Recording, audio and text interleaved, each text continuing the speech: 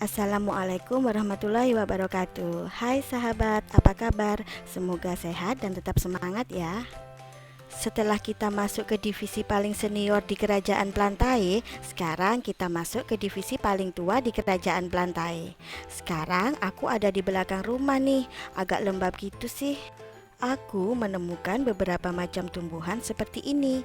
Jadi aku sekarang ada di divisi tumbuhan paku Pteridophyta. Pteridophyta ini diambil dari kata pteron yang berarti sayap atau bulu dan pita yang berarti tumbuhan. Istilah kata tersebut merujuk pada susunan daun yang umumnya membentuk struktur sayap atau tersusun menyerupai bulu-bulu.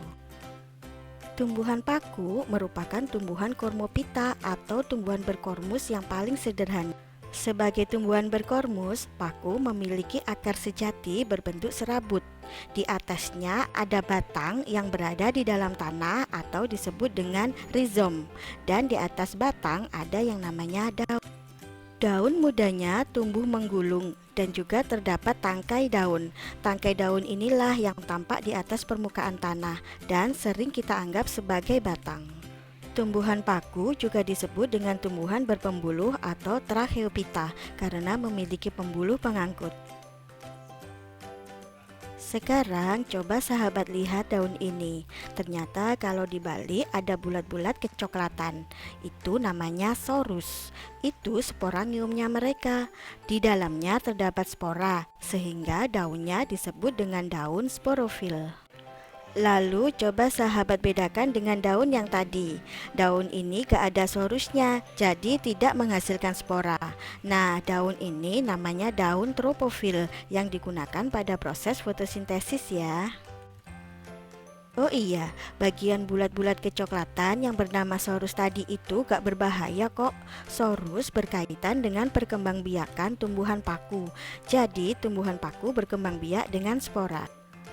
Pada fase metagenesis atau pergiliran keturunan, fase sporofitnya lebih dominan daripada fase gametofit.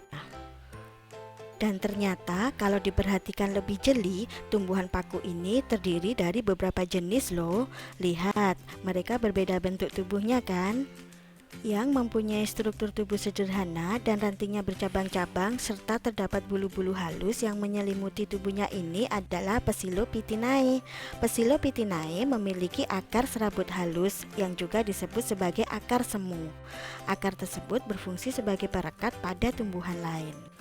Psilophytinae yang disebut juga sebagai paku purba, sebagian besar anggotanya sudah punah. Hanya beberapa jenis spesies yang masih hidup di muka bumi ini, misalnya spesies Psilotum nudum. Kalau yang batangnya menyerupai kawat dan struktur berbentuk gada itu namanya Lycopidinae atau paku kawat. Lycopidinae juga disebut sebagai paku rambut karena daun-daunnya yang berukuran sangat kecil. Kalau yang ini namanya Equisitinae atau paku ekor kuda. Nama paku ekor kuda didapat karena percabangan batangnya menyerupai ekor kuda. Sporofitnya berdaun kecil dan bersisik-sisik.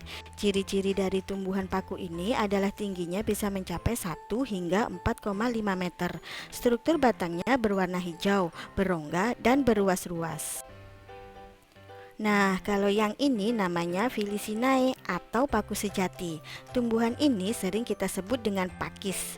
Ciri-cirinya daun berukuran besar, daun muda menggulung, dan sporangium terdapat pada sporofil. Contoh dari paku sejati antara lain paku tiang, suplir, pakis, semanggi, paku air, paku tanduk rusa, dan paku sarang burung.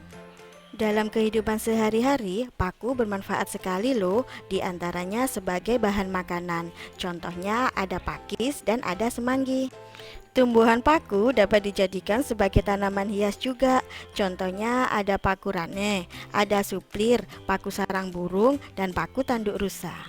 Tumbuhan paku juga dimanfaatkan sebagai bahan obat-obatan untuk mengatasi luka, diuretik, disentri, batuk dan pencuci perut, penyakit biri-biri, serta penyakit kulit. Manfaat tumbuhan paku lainnya yaitu sebagai pelindung tanaman di persemaian.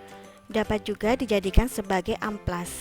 Selain itu, dapat juga menjadi pupuk hijau alami yang ramah lingkungan.